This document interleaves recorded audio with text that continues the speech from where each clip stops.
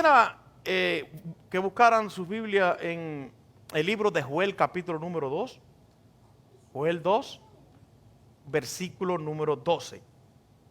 Uno de los profetas del Antiguo Testamento, el profeta Joel o Joel. Versículo número 12, 2:12.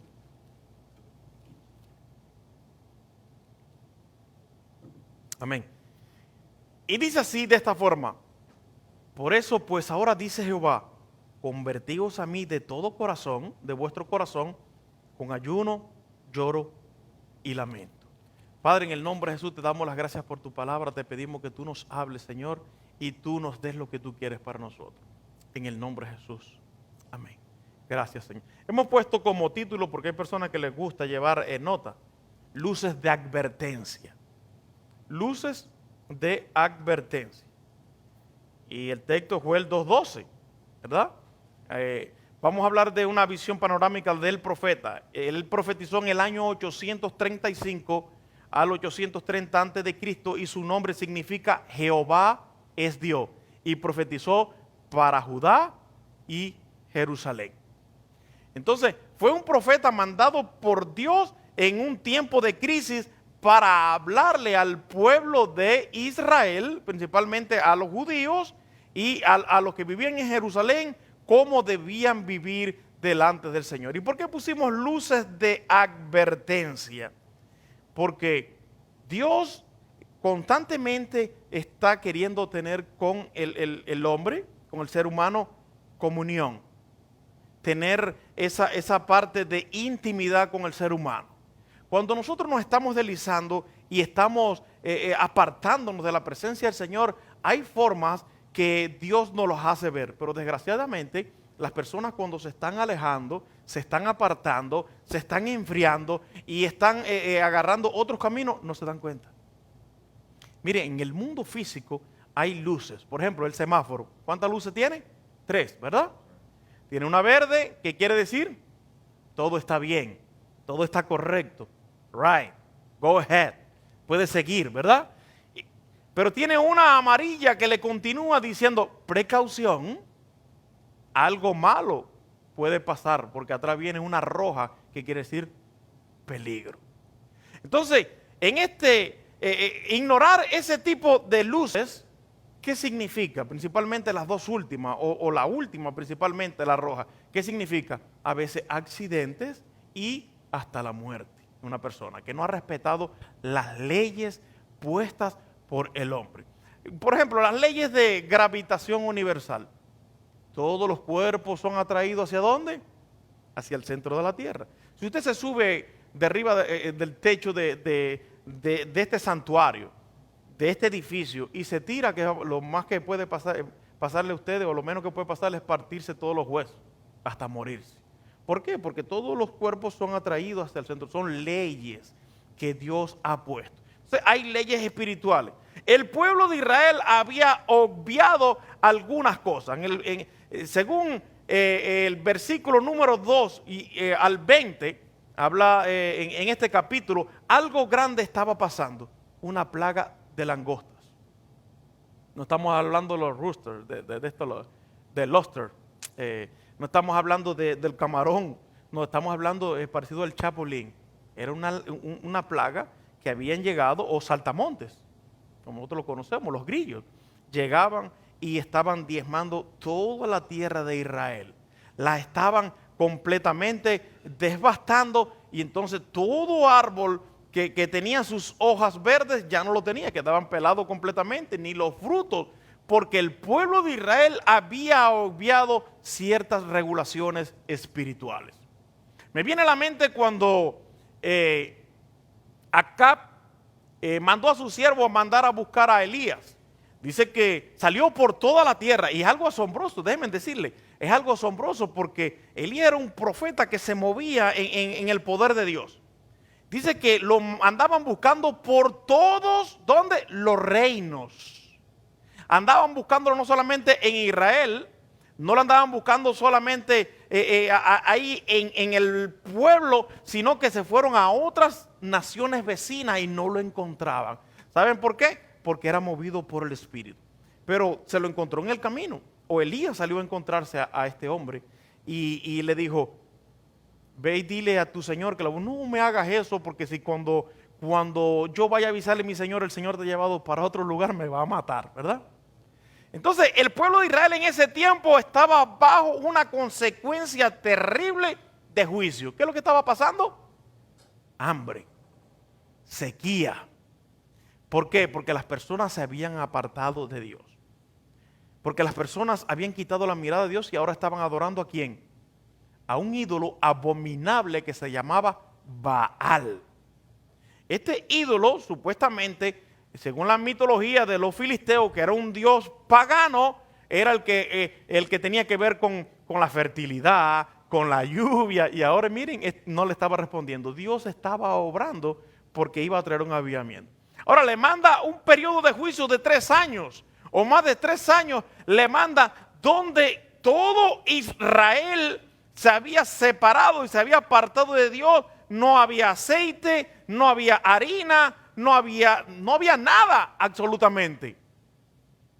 Y Elías le dice a Dios, Señor, solamente he quedado yo y a todos tus profetas los mataron. Y el Señor le dijo, no es cierto, porque yo he reservado 7,000 rodillas que no se han doblado delante de Baal. Aleluya. Por eso yo digo que Dios siempre tiene un remanente.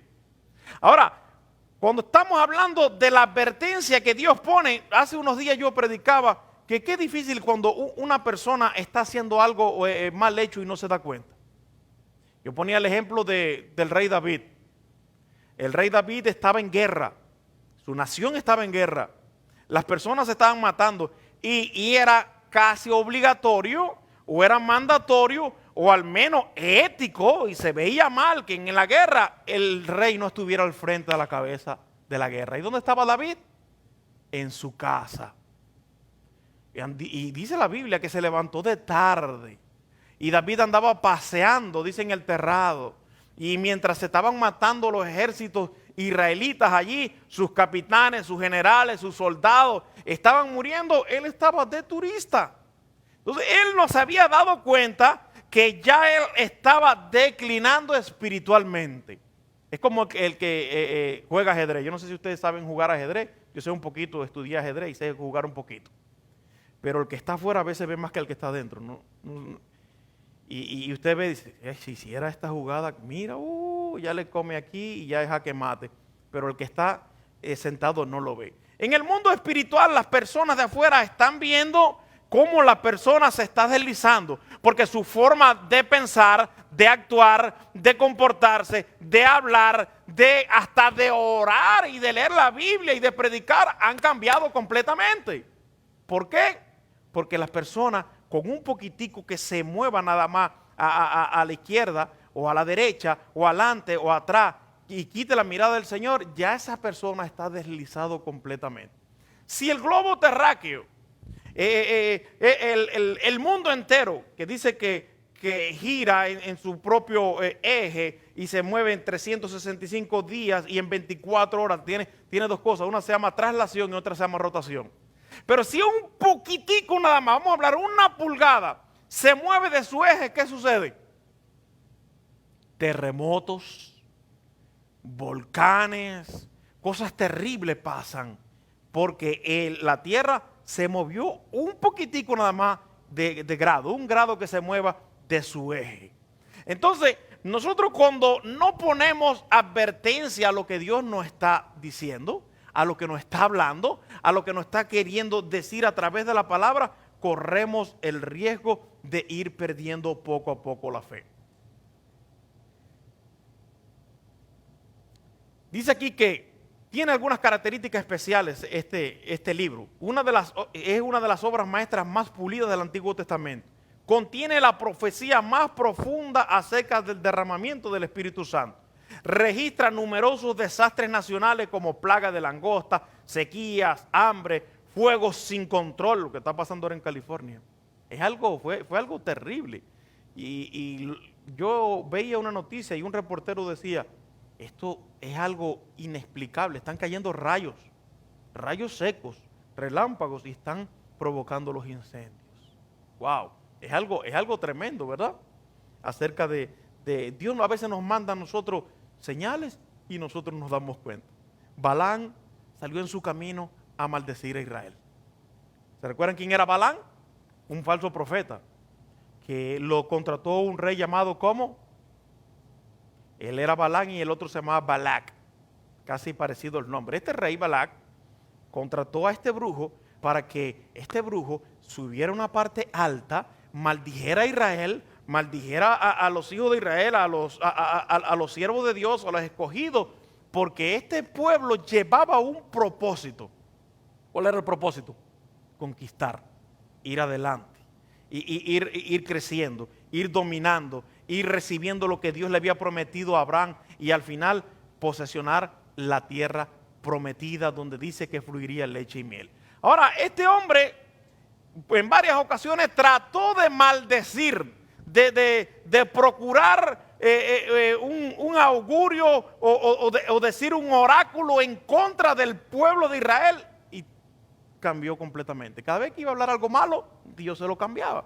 Pero el hombre seguía, no, ahora vamos a hacer un sacrificio en tal lado. Y allá iba y Dios le cambiaba. Y por varias ocasiones, este asalariado, este hombre que era un falso profeta, como hoy en día que hay muchos asalariados que te profetizan según lo que quieren escuchar las personas. Y son iglesias evangélicas, déjenme decirles, es lo más triste del caso. Pues este hombre se le apareció el ángel del Señor en el camino con una espada y él no lo vio.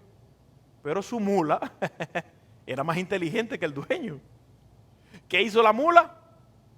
La mula cuando iba por el camino, que vio que el ángel del Señor estaba con una espada para matar al que llevaba arriba, se desvió para librar a su amo, a su señor.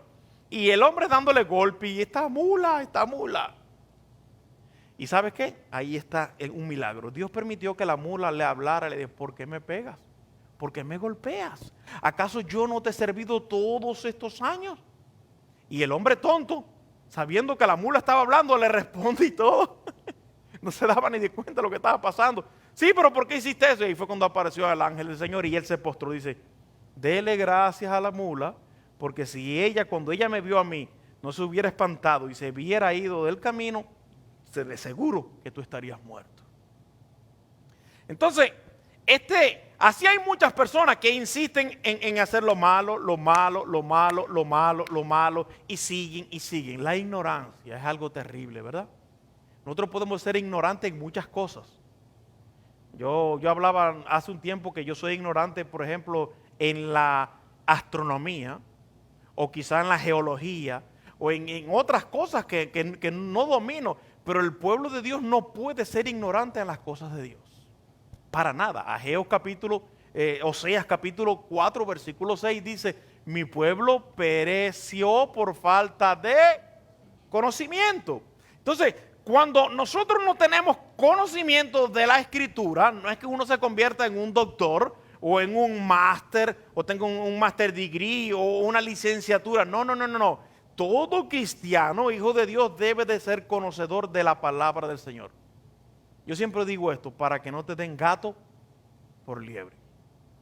Si yo le pongo un gato a usted y una liebre, usted va así vivos o hasta muertos, pero que no le haya quitado el cuero. Usted lo va a reconocer, ¿verdad? Fácil. ¿Ves? El de la izquierda es el gato y el de la derecha es la liebre. Pero ¿y si yo agarro a usted ahora mismo y se lo preparo y se lo doy a comer? Usted no va a saber la diferencia, ¿verdad? Hay veces que una mentira bien elaborada, bien cocinada, bien preparada, las personas la pueden llegar a aceptar como una verdad. Eso es algo tremendo, hermano.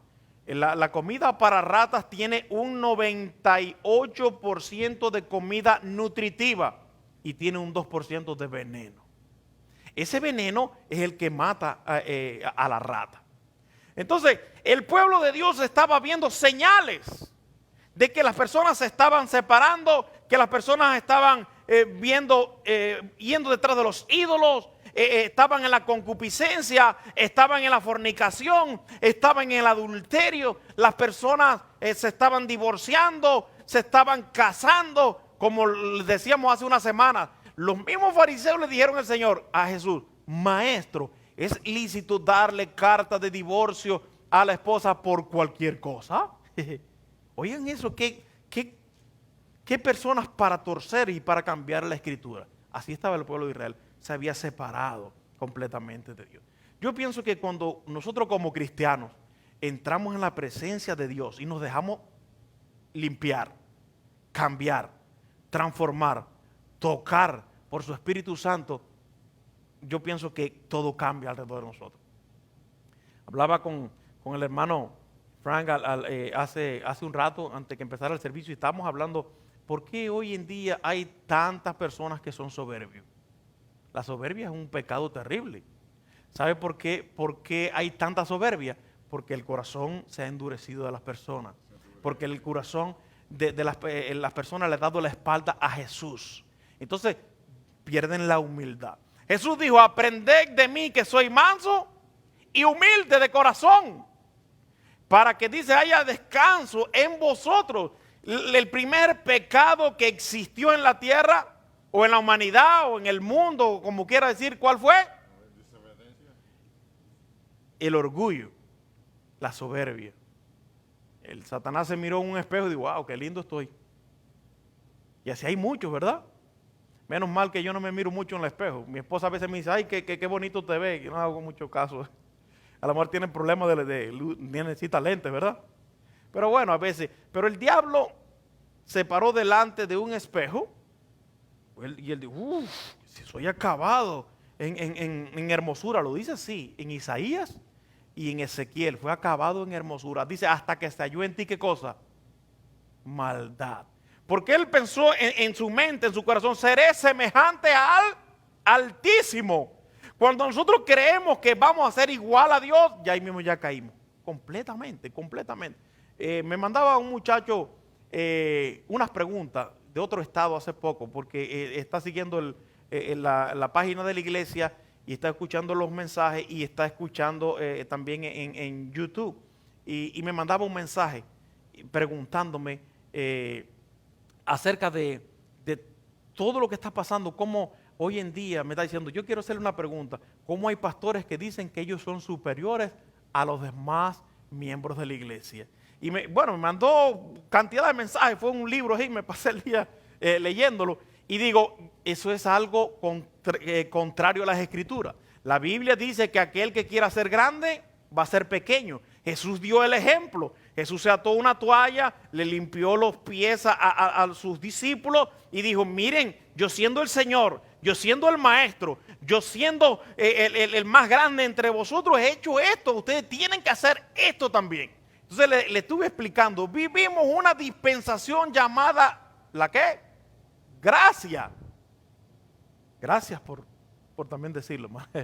Vivimos en esa dispensación, gracia. ¿Y gracia qué quiere decir? Favor no merecido. Es algo que Dios le otorgó a la iglesia. Y al principio el Señor se rodeó de 12 apóstoles. Y los 12 apóstoles después llevaron el evangelio a diferentes lugares. ¿Saben? El apostolado de Pablo, un apostolado para predicarle a los gentiles. Somos nosotros. Entonces se rodeó de 12. Y estos 12 yo siempre he dicho que eran la crema innata. Tenían gente impulsiva que le cortaban una oreja a cualquiera sin pensarlo 2 veces, como Pedro. Tenía 2 hermanos que eran Andrés y Juan, que el Señor los apellidó de esta forma, Bonerges. Bonerges en griego quiere decir hijos del trueno. Imagínense cómo serían esas personas, ¿verdad? Tenía un delincuente como apóstol. ¿Qué lo que era? Judas Iscariote, un ladrón. Y el Señor lo sabía, pero ahí lo tenía el Señor. Tenía a un publicano, bueno, se arrepintió, Mateo, pero era una persona que había robado toda su vida. Entonces el Señor se rodeó de estas personas un poco raras así, y al final, en esos 3 años, las moldeó, las enseñó y dijo, el propósito es que ustedes me sirvan a mí, que ustedes prediquen la palabra. Por eso dice en Mateo 28, 19, Jesús le dijo, id y haced discípulos a todas las naciones. No es predicar la palabra, no es llenar un grupo en la iglesia, no es que se llenen las iglesias, sino hacer discípulos. Y hacer discípulos es diferente a tener personas y a predicar la palabra. Ser discípulos es enseñarle. El hermano mismo lo puso. Por tanto, id y hacer y doctrinad a todos los gentiles, bautizándolos en el nombre del Padre, el Hijo y el Espíritu Santo. Es doctrinar, enseñar, es enseñar la palabra del Señor como manda las Escrituras. Bendito el nombre del Señor. Hubo varias personas en la antigüedad que perdieron su dirección delante de Dios. La primera pareja fueron, todo el mundo le echa la culpa a Adán y Eva, ¿verdad? Es fácil siempre echar la culpa a alguien. Pero bueno, es verdad que la primera pareja fueron los primeros que le dieron la entrada al pecado. Ellos hablaban cara a cara con Dios, veían a Dios. Todos los días el Señor dice que se paseaba en el huerto, en las brisas de la tarde, y hablaba con ellos. Tenía esa coinonía, tenía ese compañerismo. Cuando ellos caen en pecado, en transgresión, cuando desobedecen a Dios, porque déjenme decirle una cosa, la desobediencia de Adán y de Eva, en realidad no fue escuchar a la serpiente. Tú podías escucharla.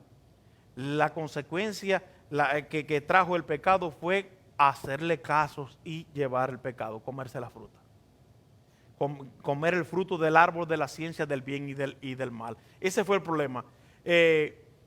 La humanidad en los tiempos de Noé vivían como querían también.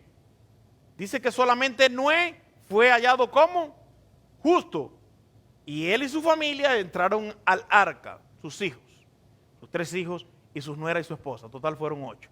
Entraron allí y entonces Dios castigó la tierra en aquel tiempo y acabó con la humanidad. Pero miren, el ser humano, el hombre, desde el principio, su naturaleza es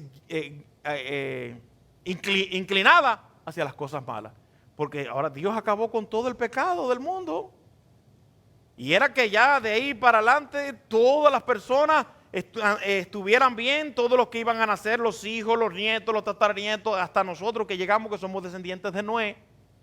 Pero se ha ido degenerando de nuevo la humanidad. Y así vemos mucho. El mismo Saúl, Dios lo escogió como rey de Israel, el primer rey de Israel.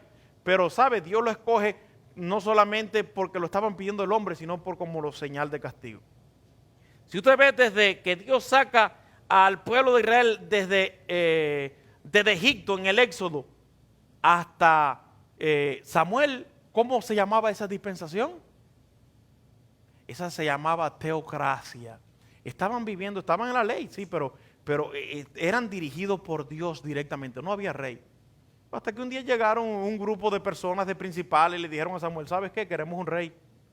Porque si los filisteos tienen rey, el cananeo, el eteo, el fereceo, el jebuseo, y empezaron a mencionarle, tienen rey, nosotros también queremos tener un rey como ellos. Entonces le dijo Samuel, ¿ustedes saben lo que están pidiendo? Los reyes le van a cobrar a ustedes los taxes, le van a llevar sus hijas, la van a tener como concubinas a la fuerza, como perfumista, como en la corte, a sus hijos se los van a llevar para la guerra, etcétera, etcétera, y le puso todos los en contra. Y aún el pueblo clama a voz, dice, no nos importa, danos un rey. Entonces Saúl fue y se tiró a llorar y a clamar a Dios, y Dios le dijo, ¿por qué estás llorando? Porque mira lo que han hecho. Y le dijo Dios a Samuel, ellos no te han rechazado a ti, me rechazaron a mí. Dale el rey, dáselo para que sepan lo que es bueno. Nosotros como cristianos, hijos de Dios, cuando queremos ser como las personas que son impías, ya estamos en un riesgo grandísimo. Porque quizás el vecino de al lado que no tiene a Cristo, que no ama a Dios, que no es temeroso de Dios, tenga una troca de 18 ruedas y tenga un yate y tenga una casa tremenda, y nosotros decimos, wow, yo quiero ser como él. Ah, ¿tú quieres ser como él? Vamos a preguntarle a este amigo de él y pregúntale cómo obtuvo eso.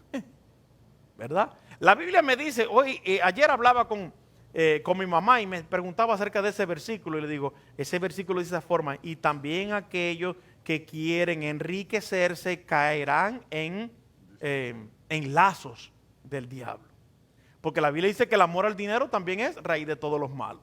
Es bueno uno tener, es bueno uno ganar, es bueno uno de vez en cuando darse un gusto, pero no competencia con los de afuera. Porque Dios no obra en la competencia. Hay un mensaje que yo prediqué, se llama la bendición de Dios en sus hijos. Usted puede buscarlo. Si usted ve a través de la Escritura, todos los profetas del Antiguo Testamento, ¿cómo eran económicamente? ¿Han leído la Biblia? Pues no tenían nada. ¿Cómo era Elías? Imagínense que vestía, dice que su túnica y su ropa era de piel de camello. Era un hombre que dependía completamente de Dios, no tenía ninguna adquisición monetaria. Y así podemos mencionar hasta Juan el Bautista, que aparece Juan el Bautista en el Nuevo Testamento y ahora aparece también este vestido de pelo de camello y comía, estaba más loco porque al menos Elías comía tortas de harina, comía su carnita que los cuervos le llevaban, etcétera, etcétera. Dios los mantenía, pero ahora aparece uno más loco todavía. El último profeta, el que Cristo dijo que no habría, que nacido de mujer nadie había más grande que Juan el Bautista, aparece comiendo los chapulines eso y la miel, ¿verdad? Langosta y miel, y aparece peludo, barbudo y predicando una cosa rara allí en el desierto, donde dice que toda Jerusalén y Judea pasó por ahí. Oh, pero traía un mensaje tremendo, ¿verdad? Era un hombre lleno de la unción de Dios. ¿Qué quiere decir? Que cuando nosotros creemos que la prosperidad material es prosperidad de Dios, estamos perdidos. Porque entonces, ¿qué pasó con Juan el Bautista? ¿Estaba mal? Le salieron mal los cálculos a Dios y fue un hombre que pasó un trabajo terrible. Pasó más hambre que un ratón en una caja de clavos. Imagínense ustedes. Este es Juan el Bautista. Ahora, viene predicando un mensaje tremendo donde dice, ya el hacha está puesta a la raíz de los árboles. El hombre venía desde abajo, desde la raíz cortando los árboles. Se está refiriendo a la generación aquella judía, a aquellos fariseos, los saduceos, las personas del templo, los soldados, que las personas pensaban que por sus buenas obras, por su buen comportamiento, iban a alcanzar el cielo. Pero sin embargo, hacían buenas obras y daban dinero y ayudaban a las viudas y los pobres, pero dice que hacían que tocaran trompeta. Que no sepa tu mano izquierda lo que hace, ¿qué cosa? Tu derecha. Entonces, cuando tú quieres recibir de parte de Dios una bendición de Dios, quédate callado. Hay personas que dicen, vienen en el púlpito y se paran, llevo 3 días y medio sin comer nada. Esto lo estoy diciendo para testimonio. Eso no es testimonio, te estás enalteciendo. Si ya estás recibiendo tu propio galardón ahí. Yo oré hoy 30 horas. Bueno, el día no tiene 30 horas. Pero bueno, oré hoy 15 horas. Entonces, no debe de decirse eso, porque la palabra del Señor me dice bien claro que todo lo que el hombre sembrare, eso también va a recoger. Yo me quedo callado. Yo oigo personas enalteciéndose que si oran por un dolor de cabeza lo quieren poner en Instagram, en Twitter, en Facebook, en YouTube, en Pinterest, no sé en cuántas redes sociales y cuántas páginas quieren poner. Oré por una persona que tenía dolor de cabeza y se sanó. Entonces, el pueblo de Israel estaba acostumbrado a hacer esas cosas, a que fuera reconocido, a que le dijeran cosas bonitas, que le tocaran en los hombros. Hoy en día no es muy diferente. Había un pastor me visitó en la casa hace unos meses y estábamos hablando, y a mí me gusta escucharlo porque es un hombre que tiene más experiencia que yo, lleva más años en el evangelio, y me dijo, estamos hablando algo de un tema de la Biblia, y dice, ¿sabes qué, varón? El mundo se mueve en círculos y vuelve a caer en lo mismo, y lo mismo, dice que todo el tiempo, y me pongo a pensar, oye, tiene razón, ¿no has visto que las modas del año 60 regresan de nuevo? El corte de pelo, la forma de vestir, y así está constantemente. En el mundo espiritual también es así.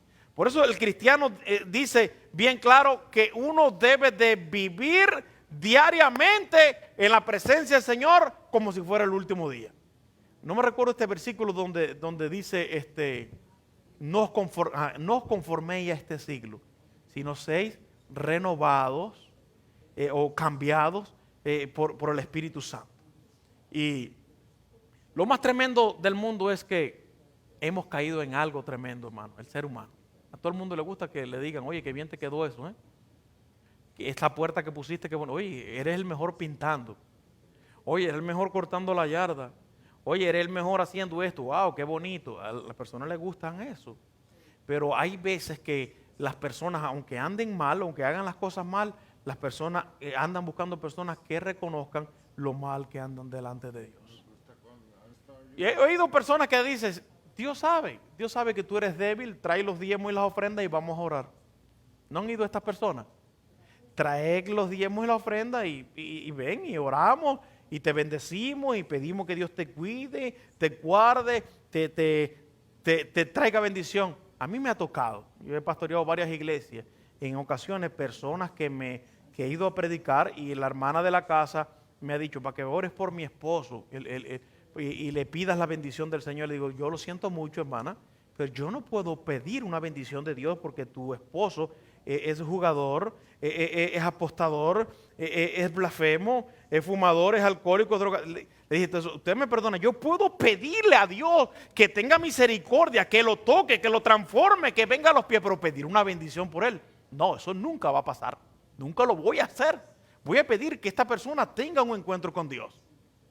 Porque hay que tener cuidado. Cristo dijo, no deis lo santo a los cerdos. No sea que se viren y os despedacen. Está refiriendo lo que Dios te ha dado, la bendición que Dios te ha puesto en la mano, tenla para ti. Y hay veces que muchos de nosotros somos candil de la calle y oscuridad de la casa. La palabra del Señor me dice, el que no provee para los suyos, ¿qué cosa? ¿Ha negado qué cosa? La fe. Pero la segunda parte dice, y ha venido a quedar como, o peor, que un incrédulo. Es algo tremendo cuando la escritura es bien clara. Yo voy a bendecir a mi familia, yo voy a bendecir a mis hijos, porque hay personas que se quitan lo de su familia, lo que Dios le ha dado, para dárselo a otras personas. Completamente antibíblico, completamente ilógico. Primero yo voy a bendecir, y no es que me sobre, porque la viuda dio de lo que le faltaba, pero estoy poniendo el orden. Primero es Dios, después ¿quién? La familia. Primero está Dios y después la familia. Hay personas que se descuidan. Hay muchas religiones que salen tanto mujeres como hombres a predicar, le exigen por ahí que esto, que lo, y descuidan su familia. Se van a predicar y evangelizan el mundo y cruzan el mar y ganan personas, y cuando regresan para atrás, un hijo en las drogas, el otro en el hospital por no sé qué, y el otro en una ganga, porque descuidaron en realidad su familia. Yo siempre he dicho que yo primero soy pastor de mi esposa y de mis hijos antes de ser de la congregación. Por la mañana, cuando estoy en la casa, vamos a orar. Y hasta el niño ya trae una Biblia, aunque no sabe leer, tiene 2 años, pero ahí dice, esta es mi Biblia. Y ahí la pone, y la niña también, y oramos, y bendecimos, y ponemos canto, nos tiramos de rodillas, y clamamos a Dios, porque dice la Biblia, por su fruto los conoceréis.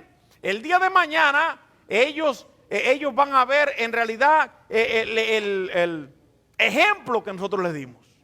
Un ejemplo de que primero está Dios y después las demás cosas.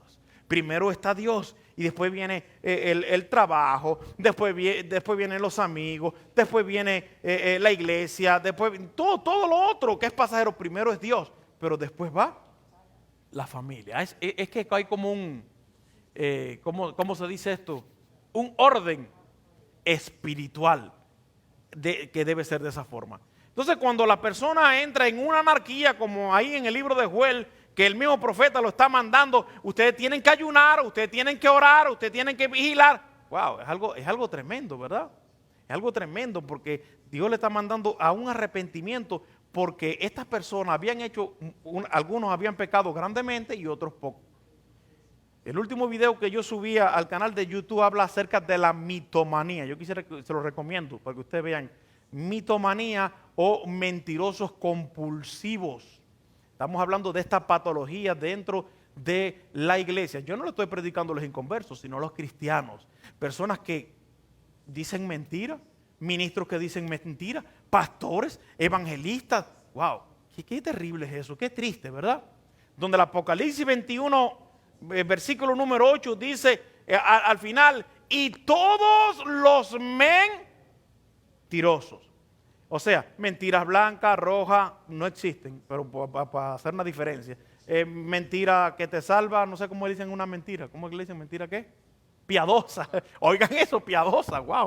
Existe hasta una mentira piadosa. Yo no sabía que existía esa, pero está buena esa, ¿verdad?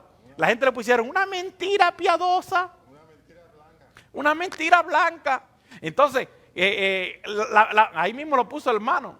Gloria al nombre. Donde esté vuestro tesoro y está vuestro corazón. Si tu tesoro está puesto en las cosas de Dios, tu corazón va a estar puesto en las cosas de Dios. Entonces, es bueno, hermano, que nosotros busquemos día a día la presencia del Señor. Todos los días cuando yo me levanto, yo le doy gracias a Dios. Voy medio dormido a buscar la palabra del día. Lo comparto con varios hermanos, la palabra del día.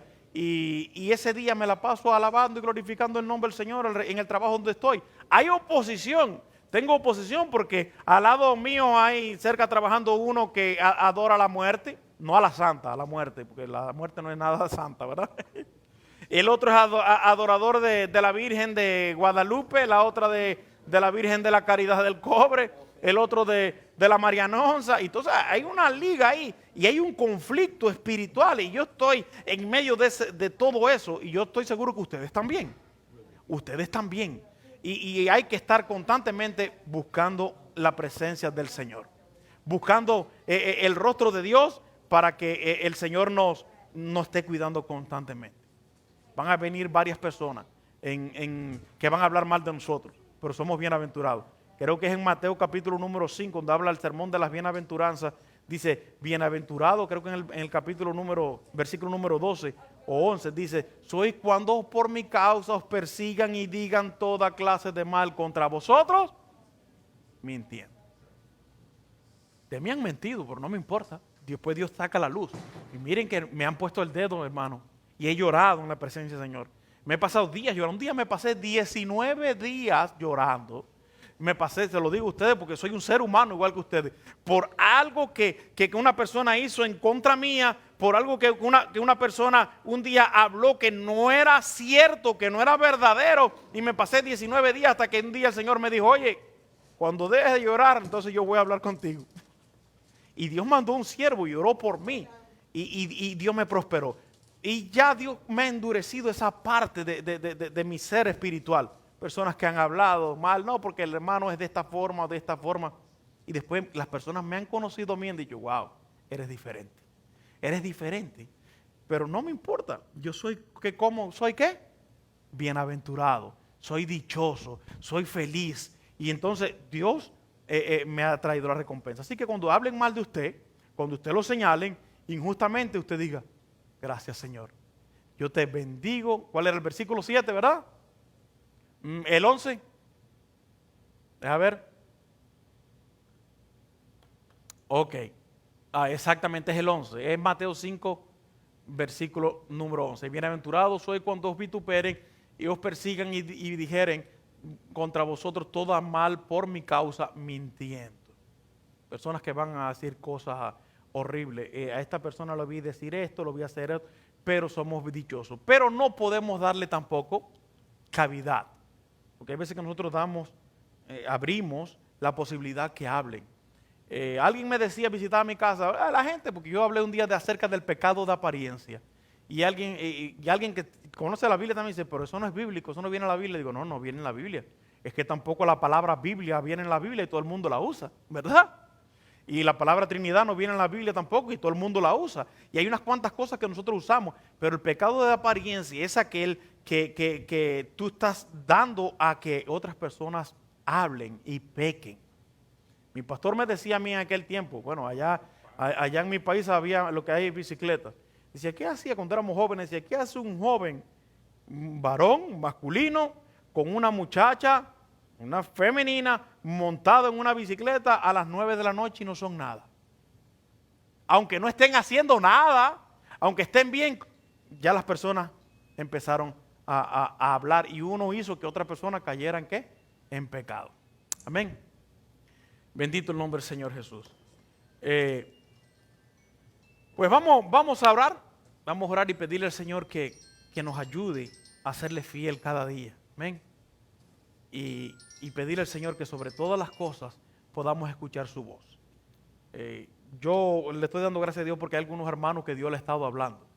El viernes tuve una visión, ¿sabe que es bíblico? En este mismo capítulo, libro de Joel, capítulo número 2, versículo 28, después se lo dejo de tarea para que usted vea, dice que tendrán visiones y habrá cosas. Vi una visión donde hay cierta oposición, pero viene un avivamiento grande de parte de Dios para los hijos de obediencia, para aquellos que sirven al Señor. Viene algo grande, se va a manifestar el Espíritu Santo de una manera tremenda, como en el año 90. Mi suegra estaba aquí, que ya lleva más años que yo en el Evangelio y sirviendo al Señor. Ella tiene que recordarse del año 90 al 2000, el avivamiento tan grande que hubo. Mi iglesia fue tocada por un avivamiento donde en 2 semanas pasaron o aceptaron al Señor más de 40,000 personas. Y fue tremendo. Simplemente porque Dios sanó a una persona de una silla de ruedas en un servicio y al otro día habían varios en la silla de ruedas y fueron sanados y empezaron a venir personas con quistes, con cáncer, con reuma, con artrosis, problemas en las piezas, se le hacían hasta empastes en los dientes, problemas que hasta ciegos, y empezó un avivamiento increíble. Usted podía entrar a aquello, se daban 7 cultos diarios, en cada culto entraban más de 2,000 personas, era un templo mucho más grande que este, y aquello fue un avivamiento tan grande, tan grande. Yo era un muchacho en ese tiempo, un adolescente, tenía alrededor de 15 años, y yo me recuerdo que hubo dos muchachas, 2 jóvenes, 2 mujeres que no pudieron entrar al servicio y los jóvenes estábamos afuera cuidando porque aquello era terrible. Miren qué avivamiento tan grande vino de parte del Señor. Y el que estaba conmigo le dijo, ¿qué tienen ustedes? Dice, es que nosotros somos estériles, llevamos tanto tiempo casada y no podemos tener hijos. Y yo no sé, yo le dije, para el año que viene, para esta misma época, ustedes 2 van a tener un hijo. Se me ocurrió decirle así mismo. Y me recuerdo que le impusimos las manos, había una valla, una reja, y dentro de la reja le pusimos las manos. Pasó el tiempo, pasó el año ese, 2 años, y un día andábamos nosotros por cierto lugar predicando, cuando vienen dos jóvenes, las 2 mujeres, con unos niños cargados. ¿No se acuerdan de nosotros? No. En tal día, en tal hora, ustedes estuvieron así en la iglesia y dijeron eso, y exactamente, al año siguiente tuvimos hijos. Entonces,